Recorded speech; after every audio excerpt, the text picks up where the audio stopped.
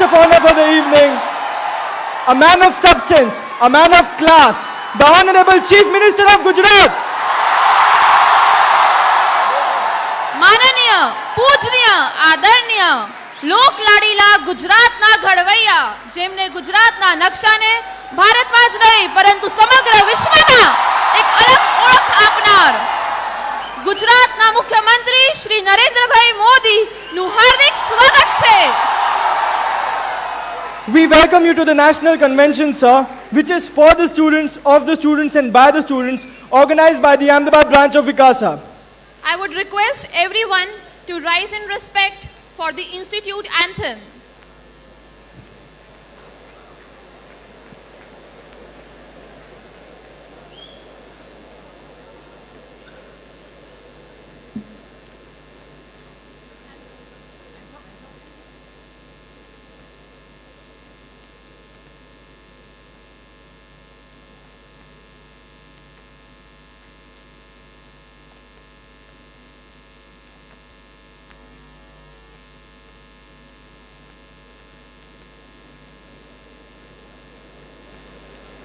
Guys, it is requested to maintain the decorum of the hall.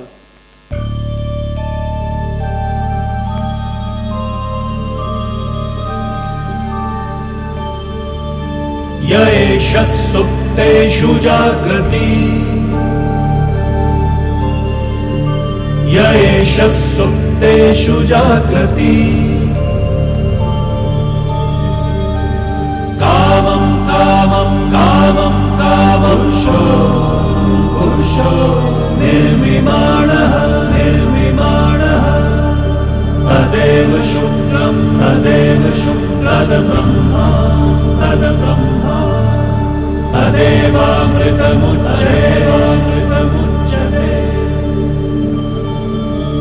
तस्मिन् लोकः शतः सर्वे तदूनात्यपि कश्चन एतद्द्वैता एतद्द्वैता एतद्द्वैता एतद्द्वैता एतद्द्वैता एतद्द्वैता.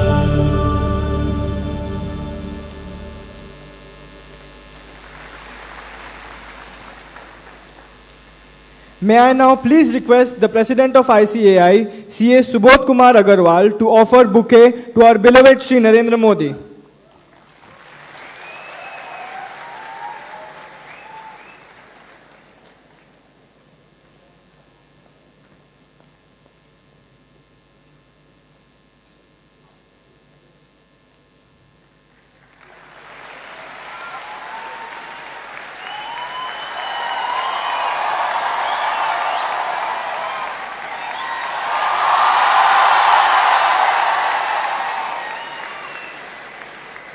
I would request the Vice President, C.A.K. Raghu, to present the memento to the Honorable Shri Narendra Modi.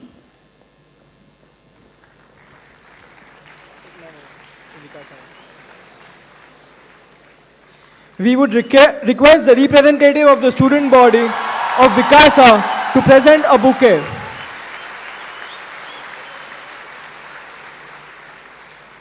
We would request the representative of the student body of Vikasa to please present a bouquet.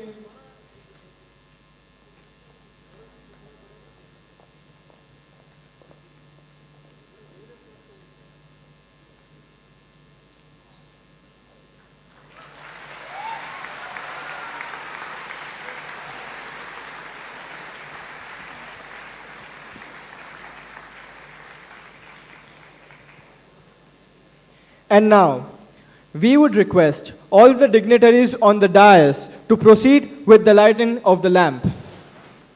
Light symbolizes knowledge, while darkness represents ignorance. The Lord is the knowledge principle, or Chaitanya, who is the source, the illuminator of all knowledge.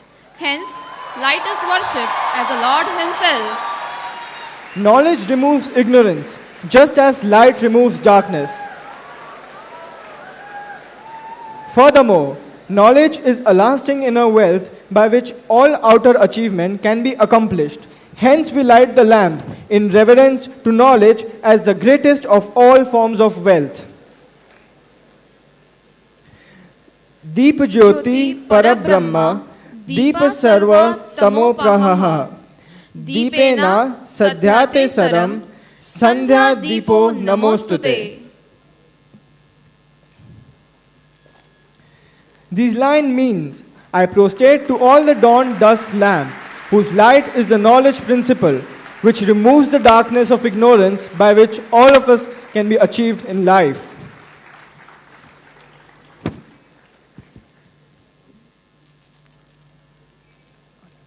A lamp is lit daily before the altar of the Lord is in almost every Hindu home.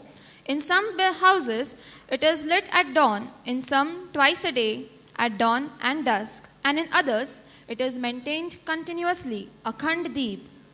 All the auspicious occasions commence with the lighting of lamp, which is often maintained right through the ceremony.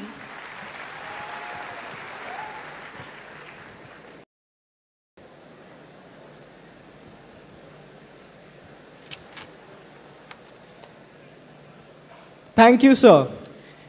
And now we call upon CA Purushottam Khandelwal, the chairman of Ahmedabad branch, to give a welcome address to our Honorable Chief Minister Shri Narendra Modi.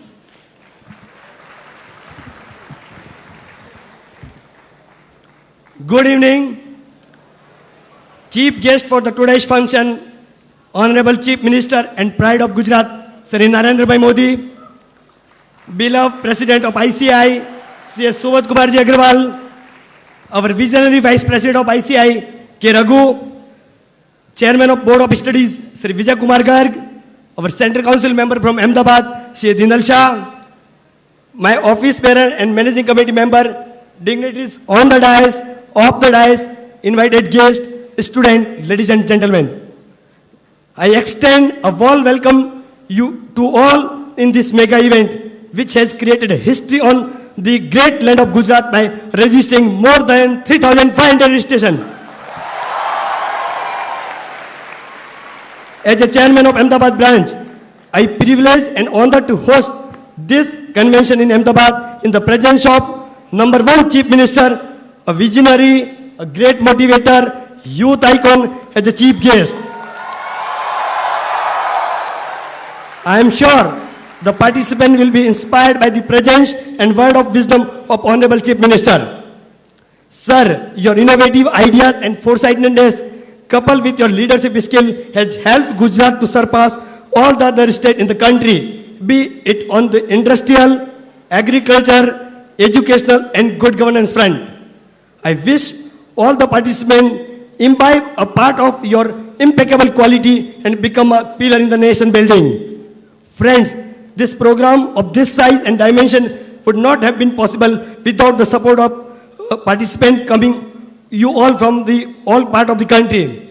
I am proud to mention that we have stood the confidence reposed in us by our respected President sir, Vice President sir and Board of Studies in the organizing this event.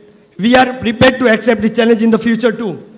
I also compliment to all my Vikasa team and students who actively engage in this last month for the take this event to this level.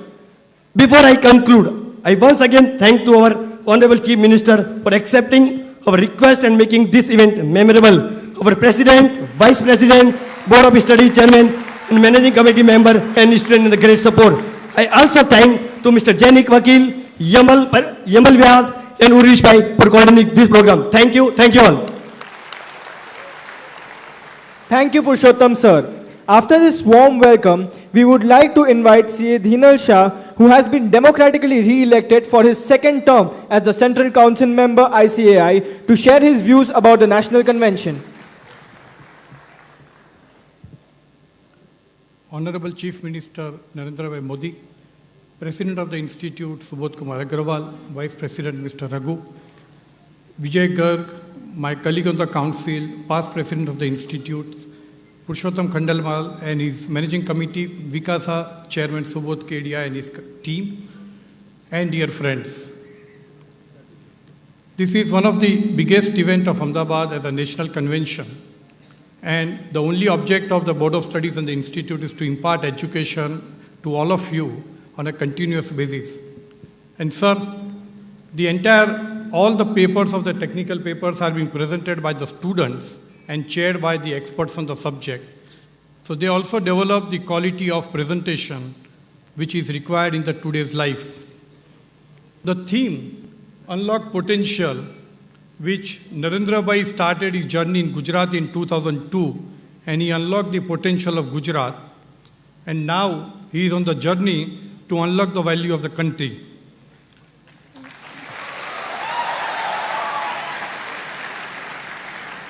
He created the values in Gujarat, and for last 10 years he has been accepting the challenges and also on the journey to accept more and more challenges in future.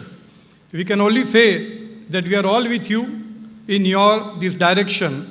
And in last 10 years, the Gujarat, which is the only state in the country to grow at 10% double-digit growth, has created more and more opportunities.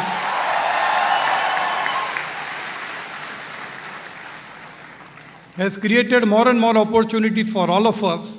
And I think in next 10 years, once this journey starts and when Narendra Bhai unlocks the country's value, I think India will have a greater role in the world. With that, thank you very much. Thank you, sir, for a wonderful address. May I please have the pleasure of inviting on stage CA Subodh Kumar Agrawal, President of ICAI, to share his views about our CA profession and what he has in store for Ahmedabad branch. Good afternoon, friends. આજના આ CA સ્ટુડન્ટ્સના રાષ્ટ્રીય સંમેલનના મુખ્ય મહેમાન માનનીય લોકાડીલા ગુજરાતના મુખ્યમંત્રી શ્રી નરેન્દ્ર મોદીજીના આમે રાજ્યના ઊંડાનાથી ભવિષ્યનું સ્વાગત કર્યા था।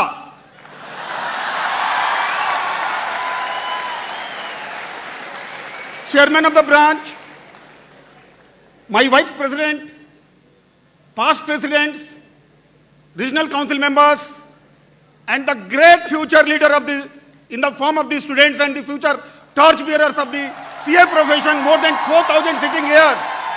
My salute to the Gujarat, my salute to the Ahmedabad branch for organizing this mass student convention. First time in the history of the CA Institute. This convention is not only was by 4,000 students sitting in Ahmedabad, but by 11 lakh students across the country through webcasting. This program is live webcasted throughout the country and throughout the globe. Sir, CA profession was formed 65 years back under an act of parliament. Today we are proud to have our network across the globe. We have 138 branches, we have 21 chapters across the globe, and I proudly always say that, like a previous anecdote, जहाँ ना पहुँचे रवि वहाँ पहुँचे कभी. Today we can proudly say that जहाँ ना पहुँचे रवि, जहाँ ना पहुँचे the rays of the sun, वहाँ पहुँचे chartered accountant and the student of the chartered accountant, being 2,20,000 members. And we are very proud that today we have got the honorable Chief Minister, who has showed to the youngsters what a leader should be. A person with having outstanding memory, a person who is having innovative thoughts, a person who has brought not only Gujarat, in the form of Gujarat, the entire country on the global map, a person who is visionary, a person for whom hard work is the only buzzword, a person who is very practical, a person who is icon of the change, a person who says that, who comes out with the positive mindset, there is nothing half. If it is half full, the other half is full with the air. So nothing is blank, the entire thing is full. My dear friends, Gujarat, if we come to the Gujarat, what the chartered accountant can do for the profession, for the state and for the country. Sir, I was just going through the data. The state economy, which was suffering after the massive earthquake in the year 2000-2001, before your honor became the chief minister, has come back with a fastest growth. Sir, under you, Gujarat economy not only made speedy recovery from the shock, its growth rate has also accelerated significantly, and the average growth rate during 2001-2002 to 2011-2012 edged out those even of the Bihar, Haryana and Maharashtra. Sir, Gujarat has decisively marked its presence and made the per capita income growing very fast. Today, the per capita income of Gujarat is more than 40,000 rupees per annum. Gujarat today has by far the highest share of GSDP, gross state domestic product, in manufacturing among all states. It's a matter of great achievement. And there cannot be worse sufferer than me. I belong from West Bengal, and one of the industry all of us know has come from West Bengal to the Gujarat state only.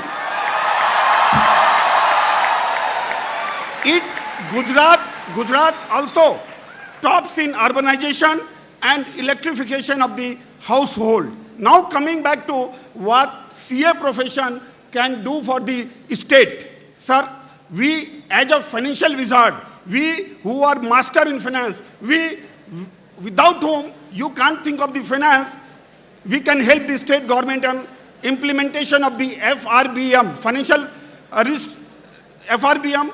We can assist the state government on financial management and debt management.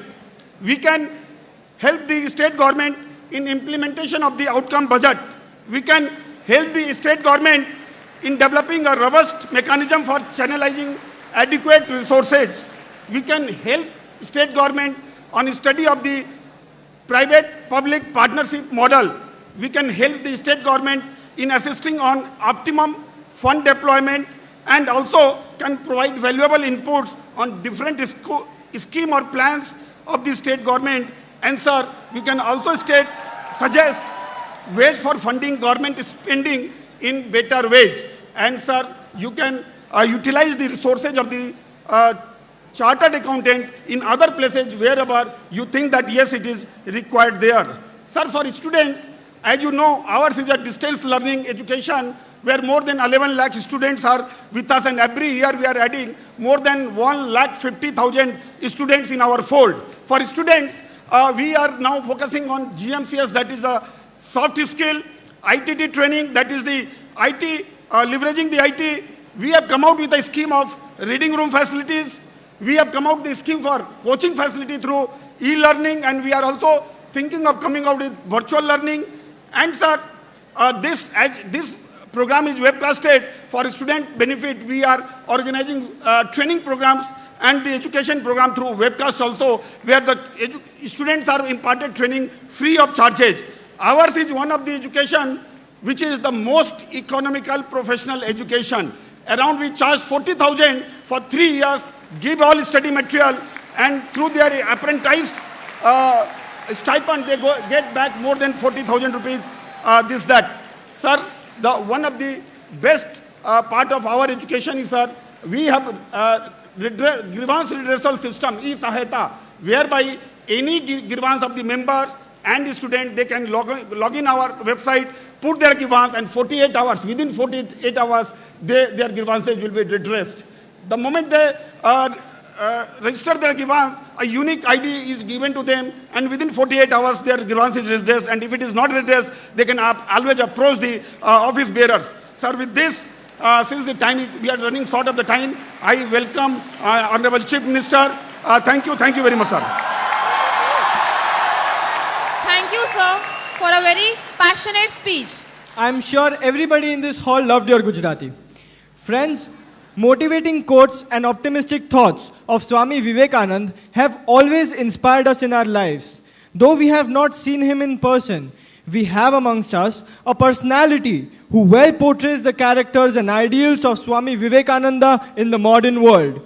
Modi ji, आपकी website से ही मैंने स्वामी विवेकानंद का एक coat लिया है जो मैं आपकी अनुमति से सबके सामने पेश करना चाहता हूं.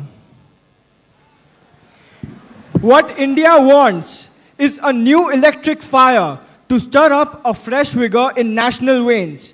Be brave, be brave. Man dies but once. I am honored to invite a newsmaker and a decision taker, a visionary leader who has transformed the scenario of Gujarat with robust optimism, proficient idealism. A role model for the youth and the harbinger of change. Honorable Shri Narendra Bhai Modi.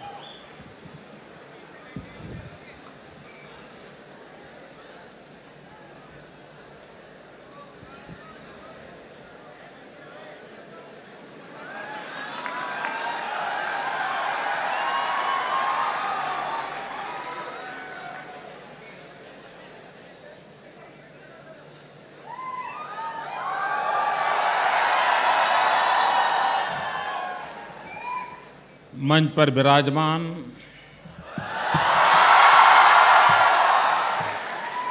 श्रीमान सुबोध कुमार अग्रवाल, श्री पुरुषोत्तम खंडेलवाल, श्रीमान के रघु, श्री विजय गर्ग, श्री दिनल शाह, सुबोध केडिया, श्री अनिकेत तलाठी, श्री अमरीश पटेल, और जिसको आप जरूर पसंद करेंगे बोलूँगा तो अंकित कोटेचा,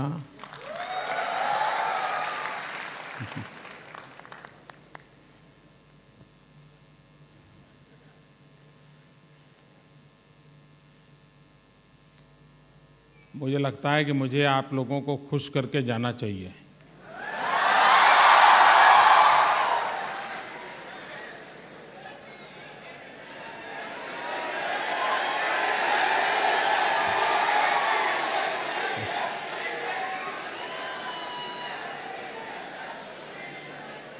क्योंकि आपको खुश करने में मेरा स्वार्थ है.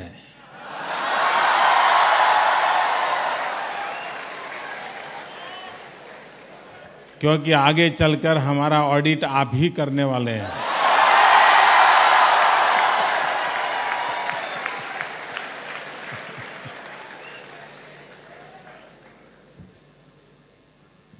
और होता ऐसा ही है, क्लाइंट ऑडिटर को खुश रखने के लिए बहुत कुछ करता है.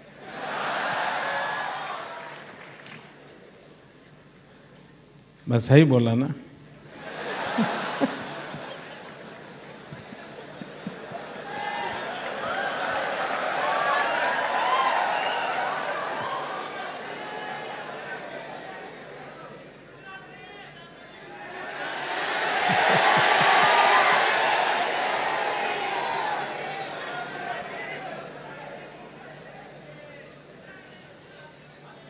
मित्रों,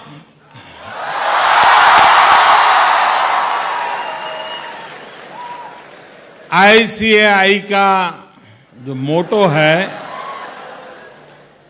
वो मोटो है या एषः सुप्तेषु जागति. सोते हुए लोगों के बीच जो जागता है, यही है ना?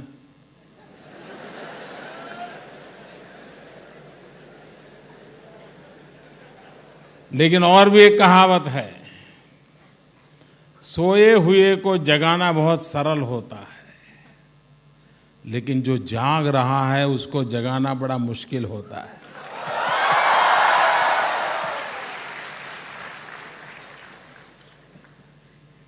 और आप लोग तो जागते हैं, और जो जागृत है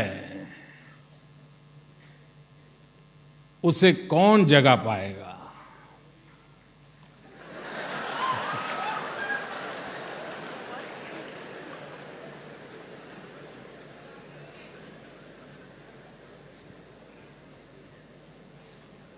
मित्रों, आप एक ऐसे प्रोफेशन में हैं और जिसकी ओर आप आगे बढ़ रहे हैं। अगर एक डॉक्टर का प्रोफेशन है, चाहे फैमिली डॉक्टर होगा या जनरल प्रैक्टिस करने वाले लोग होंगे या सर्जन होंगे, तो सब लोगों को पता होता है कि ये लोगों के स्वास्थ्य की चिंता करता है। ये पता होता है कि बीमार को ठीक करता है, दर्द दूर करता है, पीड़ा से मुक्ति दिलाता है। और उसके कारण इंडिविजुअल जो बेनिफिशियरी है उसके मन में उसके प्रति एक विशेष भाव पैदा होता है। लेकिन बहुत कम लोगों को मालूम होता है कि समाज के स्वास्थ्य की चिंता करने का काम चार्टर्ड अकाउंटेंट करता है।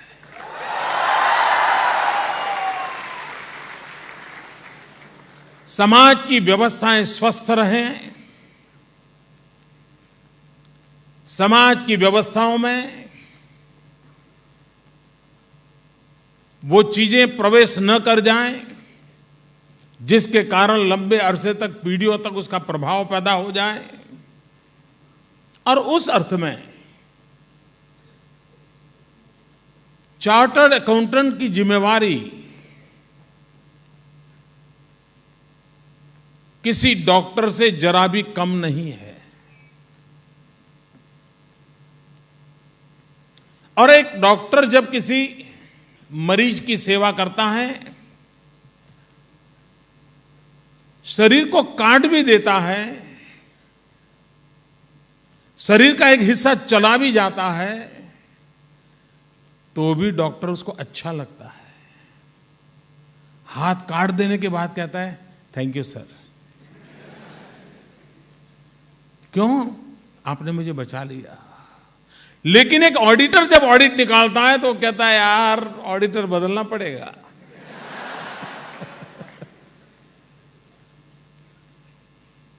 वो कहता है भाई मैं तुम्हारे स्वास्थ्य के लिए तो कहता हूं, तुम कानून की मर्यादाओं में रहो, नियमों का पालन करो, ट्रांसपेरेंसी रखो।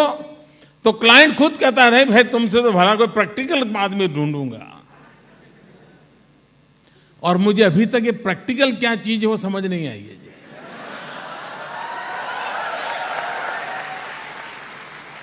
मुझे राजनीति में भी बहुत लोग कहते हैं मोदी जी ये राजनीति है, थोड़े प्रैक्टिकल होना पड़ेगा।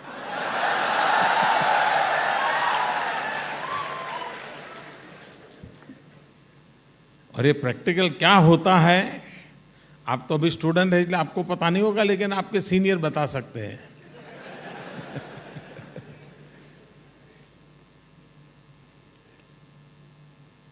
मित्रों, आज देश में काले धन की बड़ी चर्चा है। क्यों भाई, आप लोगों को करंट क्यों लगा?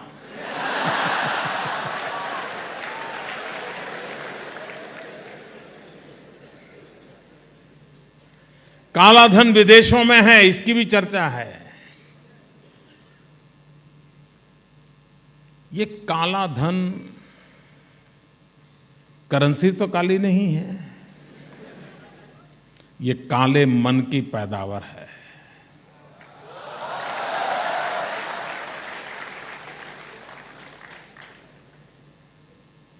और उसके कारण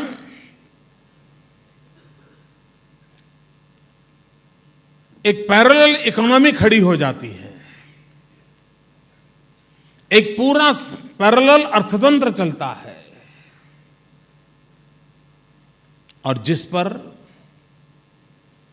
न किसी की निगाह होती है,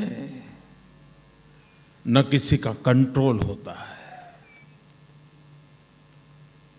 और वो आगे जाकर के इतना नासूर बन जाता है कि कभी कभी ऑफिशियल फाइनेंशियल सिस्टम से ये अनऑफिशियल फाइनेंशियल सिस्टम इतनी बड़ी तगड़ी हो जाती है कि सारी व्यवस्थाएं नाकाम हो जाती है। मित्रों, वो कौन सी जगह है जहां पर काले धन को रोकने की संभावना है? वो कौन सी जगह है? जो काले मन वाला इंसान काला धन पैदा करता है, वो जगह है? नहीं दोस्तों, एक खिड़की ऐसी है जिस खिड़की पर अगर सही चौकीदार बैठा है तो काला धन बनने की संभावना नहीं है, और वो जगह के चौकीदार आप है।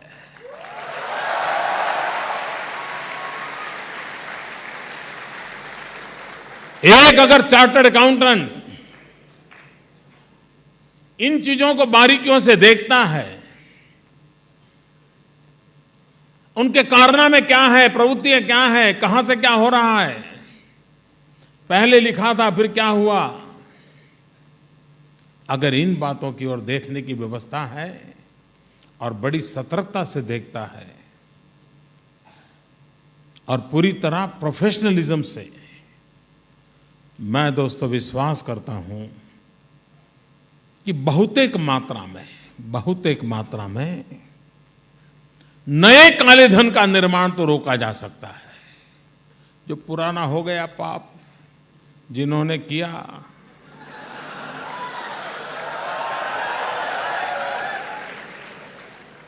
उनको सजा देने के लिए अवसर आएंगे।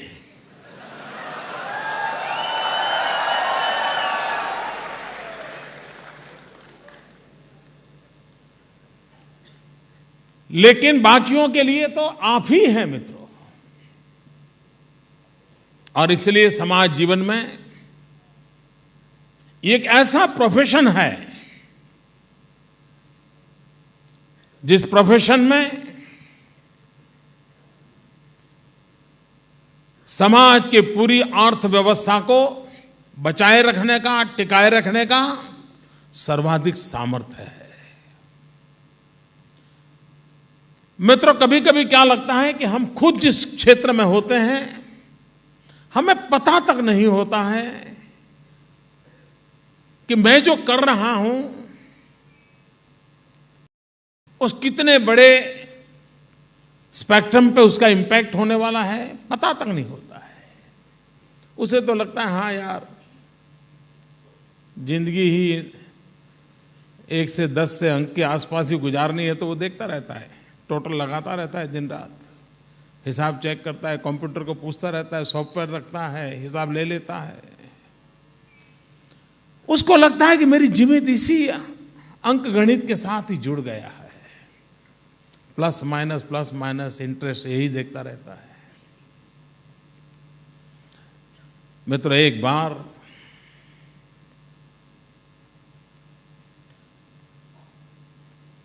कुछ पत्थर तराशने वाले लोग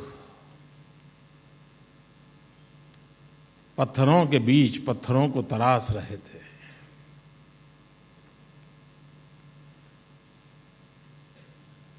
शरीर पर पसीना बह रहा था,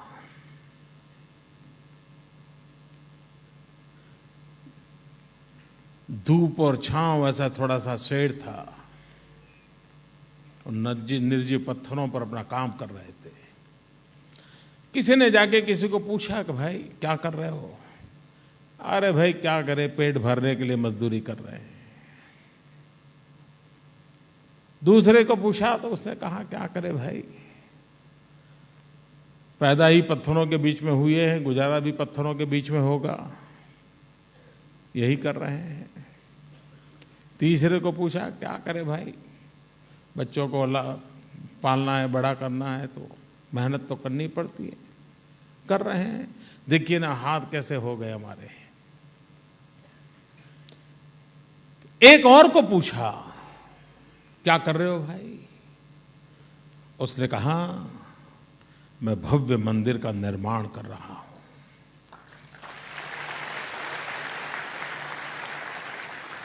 पत्थर तो वो भी तराश रहा था, हाथ में खून उसका भी बह रहा था, लेकिन उसको मालूम था कि मैं कितने बड़े लार्जर कैनवास पे अपनी भूमिका को निभा रहा हूं, और उसको गर्व हो रहा था कि मैं ये जो पत्थर पे तराशने का काम कर रहा हूं, इससे मैं एक भव्य मंदिर का निर्माण कर रहा हूं, और मैं उस भव्य मंदिर के निर्माण का एक कर्ता हूं। बाकी 10 बैठे थे, उनको लगता था मैं तो मजदूरी कर रहा हूं, मैं तो बच्चों के पालन के लिए कर रहा हूं, लालन पालन के लिए कर रहा हूं। मित्रों, एक चार्टर्ड अकाउंटेंट की भूमिका ये होनी चाहिए कि मैं सिर्फ 1 से 10 अंक के टोटल और माइनस करने में पीछे नहीं लगा हूं। मैं इस राष्ट्र की अर्थ शक्ति को निर्माण करने का एक महत्वपूर्ण भूमिका निभा रहा हूं, तब जाकर के लगेगा। मेरे जीवन के सामने लक्ष्य क्या है, मैं किन चीजों की ओर अपने जीवन को जोड़ा हूं। मित्रों, ये आंकड़ों का खेल नहीं है मित्रों, ये जिंदगी का अवसर है। ये अगर मान ले तो इसे भी जीने का आनंद आता है। मित्रों,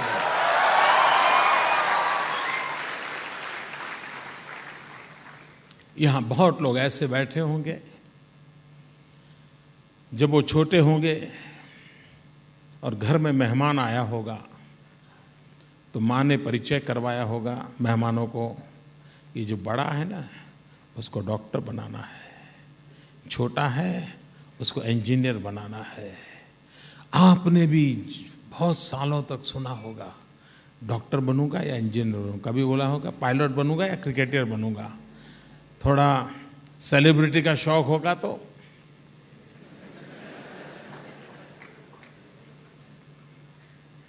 अब वो तो बन नहीं पाए। यहां आ गए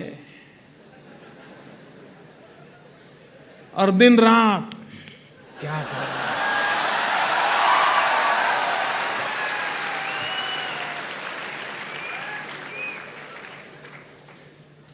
मैं लॉ और सीए में पढ़ने वाले नौजवानों के संबंध में हमेशा मेरे मन में कुछ न कुछ सोच रहती है। मैं पूछता था आप लॉ क्यों कर रहे हैं? नहीं कि बोले और कोई काम नहीं था।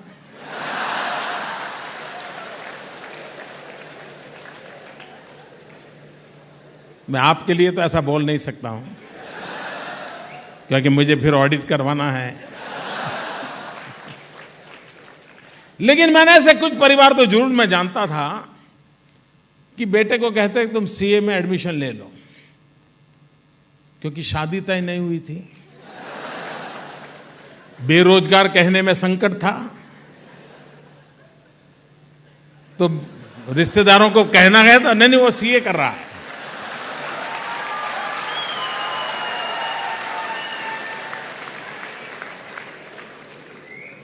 तो तब तक मेल बैठ जाता था, फिर सीए हो या न हो कहीं तो मेल बैठ जाएगा। मित्रों, हालत कोई भी रहे हो, हम कैसे भी कहां पहुंचे हो, लेकिन ये बात सही है मित्रों, अपनी योजना से आए हो, अपने इरादे से आए हो, या संजोग ने आपके यहां भेजा हो, लेकिन मित्रों जहां हो वहां जी जान से जीने की कोशिश करो दोस्तों। और एक बार उसमें आप जुट जाओगे, आप देखिए जिस क्षेत्र में गए हो वहां भी एक नई जिंदगी का निर्माण कर सकते हो और एक नए युग की शुरुआत कर सकते हो।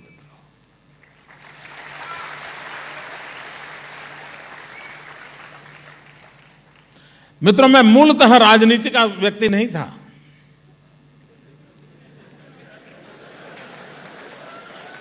मैंने घर छोड़ा था सामाजिक काम के लिए और मन करता था, लेकिन हालात ने मुझे यहां पहुंचा दिया।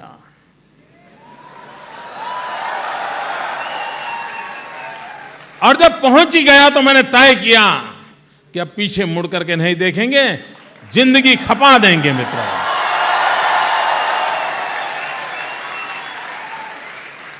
समय की प्रत्येक क्षण, शरीर का प्रत्येक कण इस दायित्व को निभाने के लिए कोई कोताही नहीं बरतेंगे।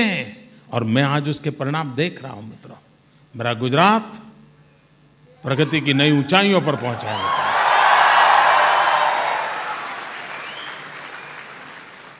मित्रों, युवा मन के सामने एक मिशन होना चाहिए, और अगर मिशन है तो मित्रों जिंदगी में कुछ करने की अगर इच्छा है तो रास्ते अपने आप मिल जाते हैं मित्रों।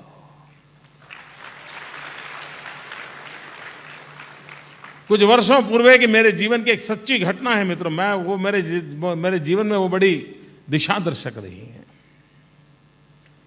मैं एक बार सुबह early in the morning scooter पे जा रहा था, तो पालड़ी, हाँ मुझे आता है चलाना,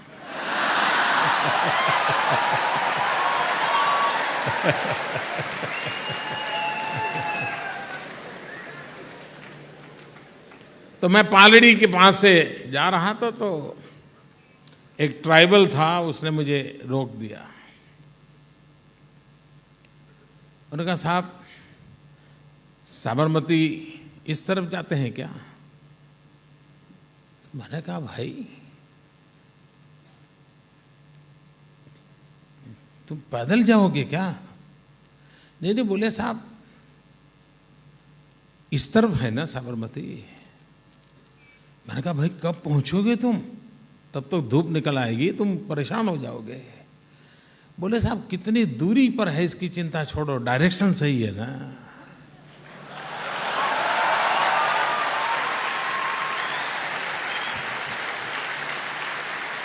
उसने मुझे 3 बार पूछा, बोले साहब सही रास्ते पर हूं ना, मुझे इतना बताइए, मुझे दूरी कितनी है वो मैं पूछ नहीं रहा हूं आपको। मित्रों, एक आदिवासी उस दिन सुबह सुबह मुझे मिल गया। मैं कभी भी उस बात को भूल नहीं सकता हूं मित्रों। आप भी मित्रों, मंजिल दूर कितनी ही क्यों न हो मित्रों, रास्ता सही हो बस।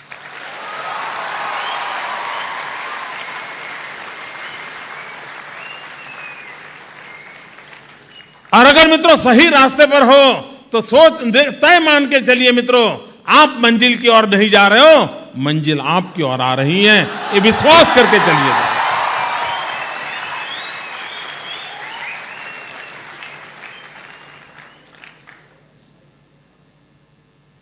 मित्रों, बहुत लोग इसलिए दुखी होते हैं क्योंकि इनमें दिन में दिमाग में भरा रहता है कुछ बनना है। और ये जो बनने वाले लोग हैं ना, उनको नींद नहीं आती है ना। जागते रहो वो अलग अर्थ है, नींद नहीं आती उनको। दिन रात उसको लगता है कुछ बनना है, और जब बन नहीं पाता है तो जिंदगी उसको बोझ लगने लगती है।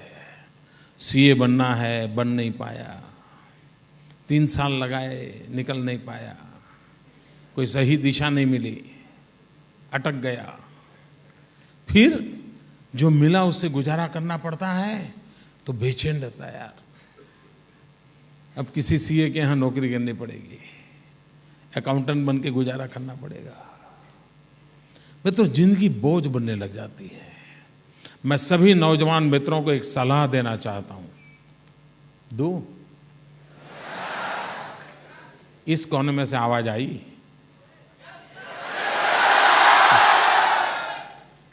दोस्तों, कभी कुछ बनने के सपने मत देखो। आज तक आपको सब लोगों ने कहा होगा, मैं आज उल्टी बात बताने आया हूं। मित्रों, कभी कुछ बनने के सपने मत देखो। अगर सपने देखने हैं तो कुछ करने के सपने देखिए। मित्रों, जब बनने के सपने देखते हैं और मंजिल से थोड़े दूर रह जाते हैं तो निराश हो जाते हैं। कुछ करने के सपने देखते हैं और करते करते देखें, सेटिस्फैक्शन लेवल इतना बढ़ता जाता है कि आप करते भी चलते आते हो, बनते भी चले जाते हो और संतोष भी मिलता जाता है।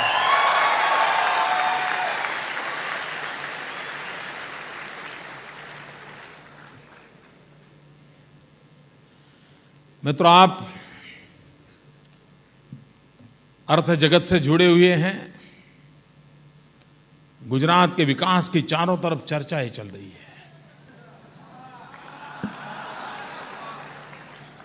क्या सुनना है भाई?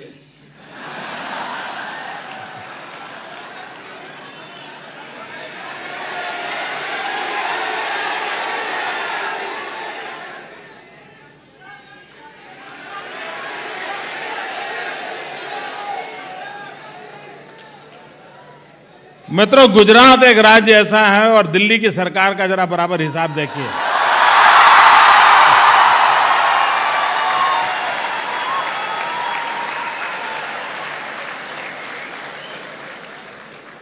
आज मित्रों जो देश की हालत बनी है,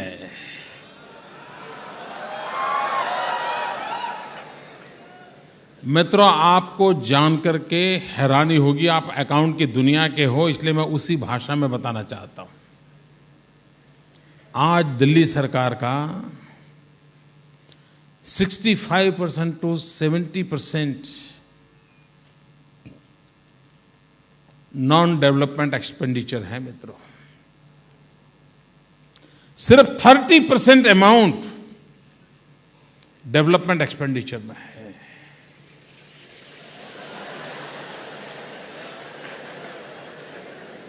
आप मुझे बताइए, अगर विकास के लिए धन कम खर्च होता है और बेफजूल जो खर्च ज्यादा होता है, तो फिर आपकी थाली में रोटी कहां से आएगी?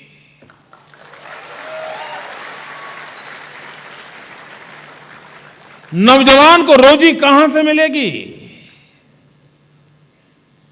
देश में इंफ्रास्ट्रक्चर कहां से बनेगा? विकास कहां से नजर आएगा? मित्रों, गुजरात में जब मैं 2001-2 में आया था, तो यहां क्या स्थिति थी? यहां पर विकास के लिए खर्च 40% होता था और फिजूल खर्च 60% होता था। आप अखबारों में पढ़ते होंगे कि मोदी उत्सव करते हैं, मोदी रुपये खर्च करते हैं, मोदी ये करते हैं, मोदी। हर एक की रोजी रोटी का सवाल है।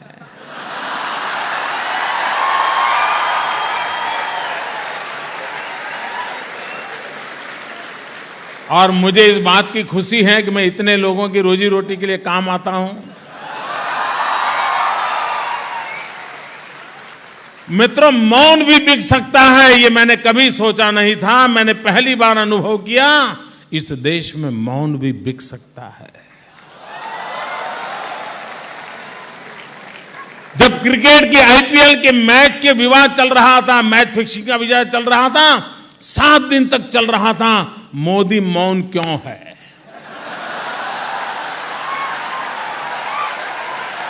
मौन बिक रहा था।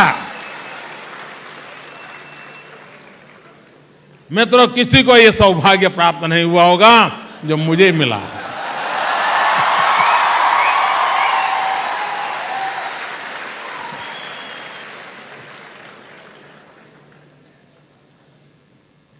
और इसलिए मित्रों, आज स्थिति क्या है? भारत सरकार की स्थिति है 65 से 70% आय फिजूल खर्ची में जाती है। गुजरात प्रदेश ने मित्रों चीजों को रिवर्स कर दिया। आज गुजरात में 65 से 70%, 65 to 70% पैसा विकास लिए खर्च होता है। मुश्किल से 30 से 35% पैसा ये तनख्वाह वगैरह में जाता है मित्रों, बाकी सारा खर्चा विकास में जाता है। और आप अकाउंट की दुनिया के लोग आप जानते हो मित्रों, निवेश कहां करना चाहिए आप जानते हो मित्रों, आप लोग जब कंपनियों का ऑडिट करते हो, वो आपको भविष्य में करना है। आज स्टॉक मार्केट में इन्वेस्टमेंट करने वाले लोग किस पर भरोसा करते हैं? इंसान, गरीब इंसान अपने पैसे दांव लगा देता है किसके ऊपर? कभी सोचना दोस्तों, आप सिर्फ किसी को ऑडिट रिपोर्ट नहीं दे रहे हो, आप इन्वेस्टर की जिंदगी के साथ एक भरोसा का सौदा कर रहे हो दोस्तों। अगर आप गलती करते हो और बैलेंस शीट दूसरी निकल गई और लोगों को लगा ये कंपनी ऊंची जा रही है और गरीब लोगों ने इन्वेस्टमेंट कर दिया, रियलिटी सही नहीं हो, कंपनी डूब रही है, वो कंपनी नहीं डूबती मित्रों, आम आदमी डूब जाता है। और तब मित्रों कभी अपने आत्मा को पूछना कि इतने लोगों के रुपये चले गए, गरीब आदमी, टीचर है, छोटा पटावा प्यून है, कोई भी है, वो बेचारा सोचता है चलिए भाई मार्केट ठीक है, 2 शेयर ले लो, 5 शेयर ले लो, ले लेता है मित्रों। क्यों? बाजार में उस कंपनी की अच्छी खबर आई है, उसी के आधार पर। वो अच्छी खबर कहां से आई भाई? आप ही के माध्यम से आती है। ऑडिटर तय करता है कि हाँ भाई ठीक है कि नहीं ठीक है, उसका जब तक सर्टिफिकेट नहीं है तय नहीं होता है।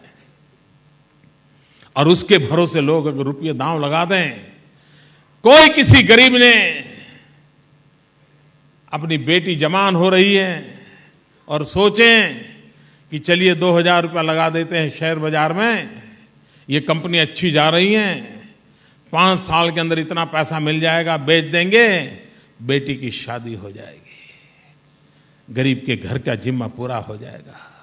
लेकिन अगर आपने गलत ऑडिट कर दिया, गलत बैलेंस शीट निकल गई, उस गरीब ने अपने 2000 रुपया डाले हैं, जब बेटी की शादी की नौबत आई तब बाजार में पैसा नहीं मिला। आप कल्पना कीजिए मित्रों, उसकी पीड़ा कितनी होगी, उसका दर्द कितना होगा, और उस दर्द के लिए जिम्मेवार कौन होंगे दोस्तों?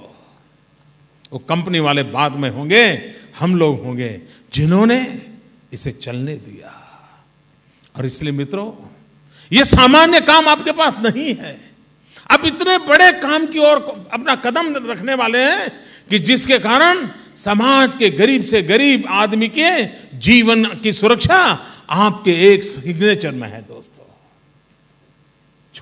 छोटा काम आपके पास नहीं है। और इसलिए अपने काम के महात्मा को समझना, अपने काम के बड़प्पन को समझना, उस बड़प्पन के आधार पर जिंदगी को गुजारना, रास्ते तय करना। आप देखिए मित्रों, समाज आपको कितने बड़े गर्व के साथ देखने लगता है, आपको एक अनुभूति होगी मित्रों। क्या कारण है कि इतना बड़ा प्रोफेशन, इतना बड़ा इसका रुतबा, उसके बाद भी सामान्य समाज में इसकी छाया क्यों नहीं है? मैं चाहता हूं इतने बड़े वरिष्ठ लोग हैं, इस पर चिंतन करें। अगर गांव के अंदर उद्योगपति हैं तो समाज पे छाया है, डॉक्टर हैं समाज पे छाया है, लॉयर है समाज पे छाया है। लेकिन चार्टर्ड अकाउंटेंट की जिंदगी 5-50 कंपनियों तक सीमित हो जाती है, समाज में उसका विस्तार नहीं होता है। अगर हम लोग कोशिश करें कि हम चार्टर्ड अकाउंटेंट यानी हम समाज की इतनी प्रकार की सेवा करते हैं, इसके कारण हम समाज के स्वास्थ्य की इस प्रकार की जिम्मेवारी निभाते हैं, ये सामान्य जन तक पहुंचाने की एक बहुत बड़ी आवश्यकता है, समय मानता हूं। एक बहुत बड़ा दायित्व है। सामान्य मानवी को मालूम नहीं है सीए क्या करता है। वो कॉर्पोरेट हाउस तक, कॉर्पोरेट वर्ल्ड तक सीमित रह जाता है। इतना बड़ा पावर, आप देखिए अहमदाबाद में 7000 चार्टर्ड अकाउंटेंट है मित्रों। 700 लॉयर खड़े हो जाए ना, वकील, सरकार इधर उधर हो जाए। आप 7000 है, ये ताकत छोटी नहीं है मित्रों। समाज को अनुभूति होनी चाहिए कि इतने प्रोफेशनल्स, इतने पढ़े लिखे लोग समाज का इतना बड़ा योगदान कर रहे हैं। ये जो डिस्कनेक्ट है, उस डिस्कनेक्ट को भरने की जरूरत है, ऐसा मुझे लगता है दोस्तों। आपके पास सब कुछ है, आप अपने काम को कर भी रहे हैं, लेकिन सामान्य मानवी के लिए कर रहे हैं, ये मैसेज नहीं जा रहा है। करते सब है, कोई न कोई रास्ता खोजना चाहिए। सामान्य मानवी को लगना चाहिए कि इस इंस्टीट्यूशन का भी अपना, किसी जमाने में ये पैथोलॉजिकल लेबोरेटरी हुआ करती थी, सामान्य पेशेंट इसको महत्व ही नहीं समझता था, आज से 30 साल पहले। पैथोलॉजी डॉक्टर है, नहीं ठीक है होगा, यही सोचते थे जी। देखिए आज देखते देखते पैथोलॉजी डॉक्टर का कितना महात्म्य बढ़ गया है, पैथोलॉजी लैब का कितना महात्म्य बढ़ गया है, और हर बीमार को इसका महत्व समझ में आता है, बाद में डॉक्टर का महत्व समझ में आता है। आप भी एक ऐसी जगह पे बैठे हैं कि जिसकी अनुभूति समाज को कैसे हो उस दिशा में काम करना चाहिए। मित्रों, एक और अपेक्षा मेरी आपसे है। इन दिनों हम लोग हैं जिसका ऑडिट भी रोज होता रहता है, फुटपाथ पर खड़ा हुआ भी हमारा ऑडिट करता है, चौराहे पर खड़ा हुआ भी ऑडिट करता है, ट्रेन में बस में भी। मोदी क्या कर रहा है यार?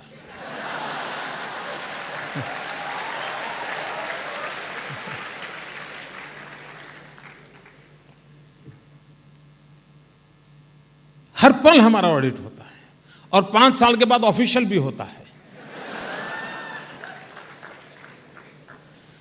मित्रों, ये जो लेकिन एनजीओ नाम की एक जमात पैदा हुई है, जो 5 स्टार एक्टिविस्टों की एक बड़ी फौज तैयार हो गई है। मित्रों, कहां से पैसे आते हैं, उन पैसों का क्या होता है, क्या समाज से लिए हुए पैसों का सच्चे अर्थ में समाज में उपयोग होता है क्या, और उनको भी ऑडिट कराना कंपलसरी होता है। कम से कम इस प्रकार के चैरिटेबल इंस्टीट्यूशंस हैं, कुछ हैं आप जिसको कभी देखना नहीं पड़ता है। इतने अच्छे चैरिटेबल इंस्टीट्यूशन जमाने से चले आ रहे हैं, जिसमें कभी भी यानी लाख कोशिश करने के बाद भी 1 रुपया इधर से उधर कभी पता नहीं चलता, ध्यान में नहीं आता है, होता नहीं है मित्रों। और बाकी जगह पे ऐसा करो यार, डॉलर आए थे लेकिन ऐसे कर दो, पाउंड आया था ऐसे कर दो यार, कार खरीदी लेकिन वो देख लो यार, कहीं तो लिखना पड़ेगा, कंप्यूटर लाए हैं तो लिखना पड़ेगा, कुछ न कुछ होता रहता है मित्रों। एक ऐसी व्यवस्था विकसित हो रही है, अब वो समाज जीवन का हिस्सा है, हम उसको नकार नहीं सकते, लेकिन हमने उसमें अकाउंटेबिलिटी कैसे बढ़े, एक ऑडिटर के नाते मित्रों इन चीजों को बारीकी से कैसे देखा जाए। इसलिए मैं कहता हूं मित्रों, एकांत व्यापारी का उद्योग उखड़ गया, लोगों को नुकसान हुआ, तो ज्यादातर मान ले गया चलो बेईमानी की, उसने चला गया, रुपये गए, नसीब में था, आया नहीं, हमने गलत जगह पे इन्वेस्ट कर दिया था। लेकिन एक सामाजिक संस्था में जब गिरावट आती है तो पूरी समाज व्यवस्था में गिरावट आती है। एक सामाजिक संगठन के अंदर कुछ बुराई आती है तो बुराई समाज जीवन में इंजेक्ट होते देर नहीं लगती है। मित्रों, मैं समझता हूं कि आप ऐसी जगह पर बैठे हैं कि सार्वजनिक जीवन की शुचिता, अभी तो अच्छा है, हमारी पॉलिटिकल पार्टियों के अकाउंट भी ऑडिट होते हैं, अच्छी बात है, और इस सबको कठोरता से करना चाहिए मित्रों, क्योंकि हमने समाज की अर्थव्यवस्था को ठीक करना है, और आप ही लोग हैं मित्रों कर सकते हो, आप ही लोग इसको कर सकते हो। और इसलिए जब आपके बीच में आया हूं तो स्वाभाविक मेरे मन की बातें, मुझे आज सुबह आना था यहां और अभी आया हूं, नाराज तो नहीं हुए ना लोग? क्योंकि अचानक अब्दुल कलाम साहब का कार्यक्रम बन गया तो मुझे उनके साथ सुबह रहना बहुत ज़रूरी था, और उसके कारण मैंने सब मित्रों को रिक्वेस्ट की थी कि भाई अगर आप इजाज़त दें तो मैं शाम को अपना कर्ज चुका दूंगा। उन्होंने इजाज़त दी और मैं आपके बीच आ गया। मित्रों, आप इस क्षेत्र से हैं तो मैं एक जानकारी देना चाहता हूँ। गुजरात की प्रगति की गति कितनी तेज है, उसका व्याप कितना चौड़ा है, और उसकी ताकत कितनी गहरी है। देखिए, गुजरात का जन्म हुआ उससे लेकर के मेरे आने तक 9 पंचवर्षीय योजना हुई, 5 ईयर प्लान हो गए। इन 9 पंचवर्षीय योजना के अंदर गुजरात में कुल खर्च हुआ 55,000 करोड़, 55,000 CR। 10वीं पंचवर्षीय योजना में मित्रों 1,75,000 करोड़, मेरे आने के बाद की बात कर रहा हूं, 40 साल में 55,000 करोड़, 5 ईयर में 1,75,000 करोड़। और मित्रों, इन सबको मैं मिला दूं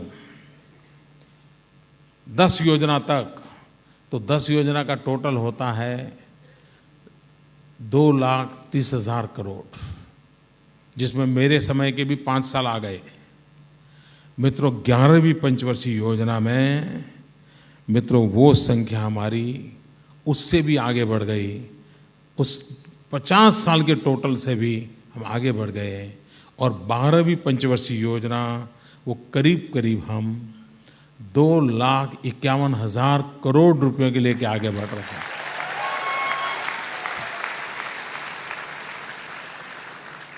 और ये मित्रों कोई नए टैक्स नहीं डाले हैं,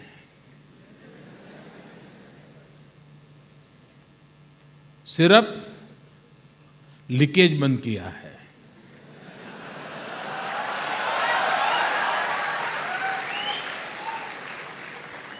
अब देखिए कितनी ताकत है मित्रों। मित्रों, इन दिनों आपके प्रोफेशन में भी टेक्नोलॉजी का बहुत महत्व बढ़ रहा है, और आपकी टेक्नोलॉजी का महत्व बढ़ रहा है तब एक नया क्षेत्र जो स्वाभाविक रूप से आप लोगों से जुड़ेगा, वो मुझे लगता है कि फॉरेंसिक ऑडिटिंग। कंप्यूटर पे किसने गड़बड़ किया, कंप्यूटर में किसने आंख ऊपर नीचे कर दिए, हाथ से पहले करते थे तो पकड़े जाते थे, अब कंप्यूटर से करना भी सरल है लेकिन पकड़ा जाना भी तो बहुत सरल है।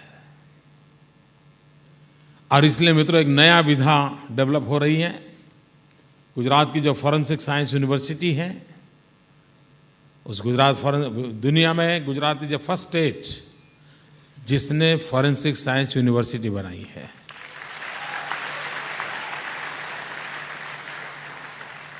और जब मैं ये कहता हूं तो झूठ बोलने वालों की जमात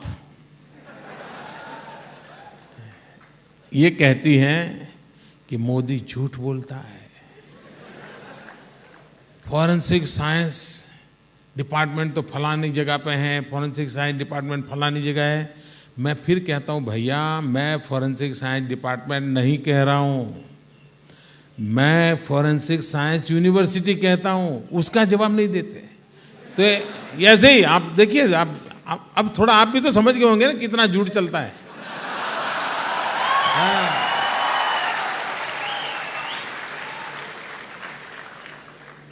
और मित्रों, उस फॉरेंसिक साइंस यूनिवर्सिटी में चार्टर्ड अकाउंटेंट फील्ड में भी फॉरेंसिक का कितना बड़ा रोल हो सकता है, उसको कैसे केयर किया जाए, उसको कैसे कैटर किया जाए, इन सारी बातों को हमारे प्रोफेशन में आगे लाने की आवश्यकता है।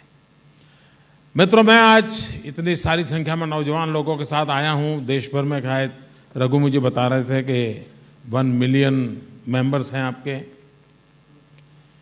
मित्रों, आपके मन में कोई विचार आता है, कोई सुझाव आता है, तो आप डायरेक्ट मुझे कांटेक्ट कर सकते हैं।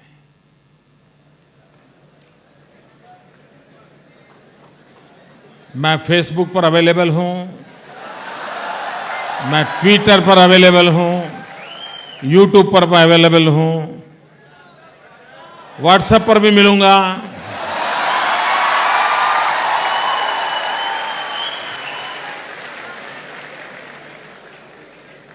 मित्रों, आपके मन में कोई भी नया विचार आता है, आप चाहते हैं कि हाँ ये विचार सरकार को जानना समझना चाहिए, मित्रों आप मुझे जरूर भेजिए। इससे बड़ी पोस्ट ऑफिस नहीं मिलेगी आपको। आप जरूर मेरे से संपर्क बनाइए। और मैं चाहूंगा, आपके 10 लाख मेंबर हैं, मैं जुड़ना चाहूंगा, क्योंकि मैं देखूं तो सही भाई सबके मन में, देश की युवा पीढ़ी के मन में क्या चल रहा है। और ये टेक्नोलॉजी का बहुत अच्छा उपयोग होता है, जिससे हम दुनिया को जान समझने का बड़ा सरलता से हम बदलते हुए प्रवाहों को समझ पाते हैं। मैं आपको निमंत्रण देता हूं, आप आइए, मेरे साथ जुड़िए, अपने मन की बात बताइए, अपने विचार बताइए, देश के लिए कोई सुझाव हो, गुजरात के लिए कोई सुझाव हो, सरकार की किसी नीतियों के लिए सुझाव है, बिना रोक टोक बताइए मित्रों। आप लोग अगर मेरी वेबसाइट पे गए होंगे तो उसमें एक अच्छा कॉलम है मित्रों, ये हिम्मत कोई और करेगा कि नहीं करेगा मैं नहीं जानता हूं, उसमें एक सिटीजन जर्नलिज्म जैसा एक कॉलम है। आपके मन में कोई आर्टिकल लिखने का मूड आया, आप उसमें लिख सकते हैं, और आपको आर्टिकल दुनिया पढ़ेगी, आपके विचार मेरे खिलाफ होंगे तो भी पढ़ेगी। वैसे भी बहुत लोग करते ही हैं, तो एक और सही।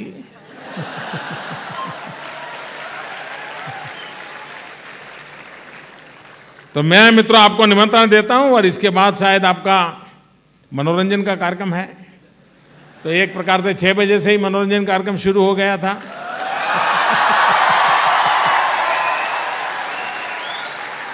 थैंक यू दोस्तों, wish you all the best, thanks a lot. Thank you, sir. It was a delight to listen to your motivating words of wisdom.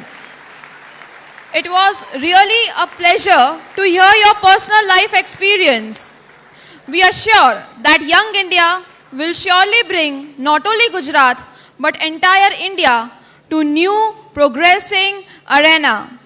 And not to forget, sir, we promise हम कुछ करेंगे and कुछ बन के दिखाएंगे।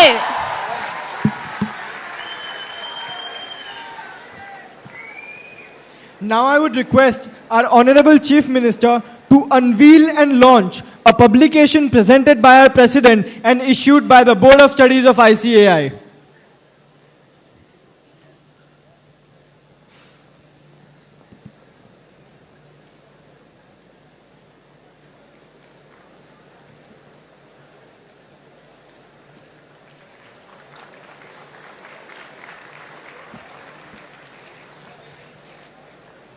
This publication has been issued by the Board of Studies of ICAI.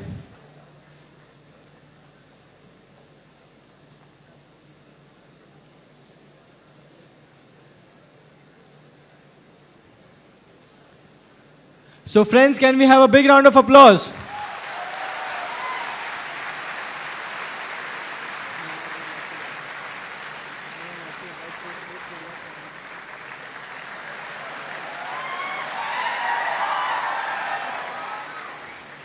Thank you, sir.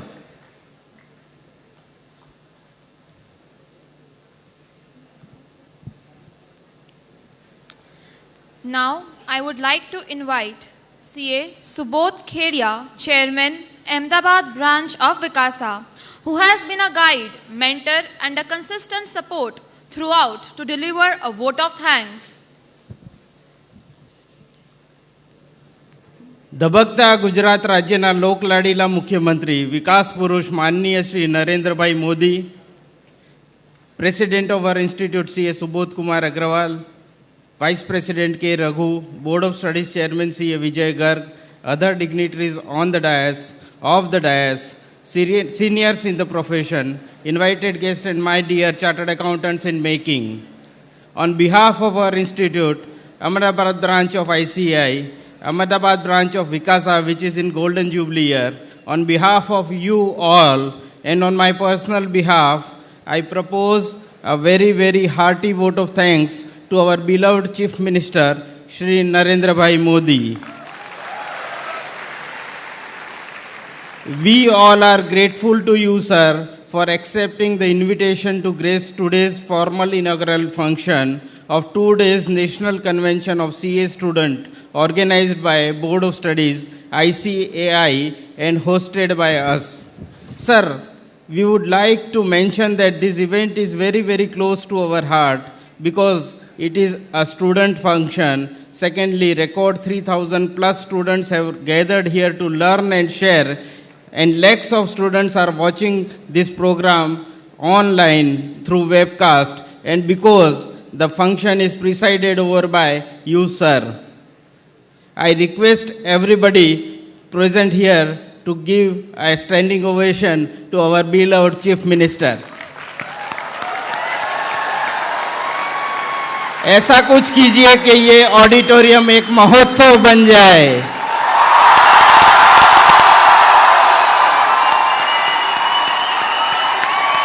Thank you everybody. Thank you chief minister.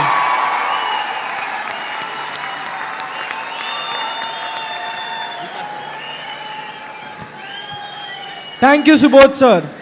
I would now request the managing committee members, followed by the Vikasa office bearers, to kindly come up on the stage for a picture with the honorable chief guest.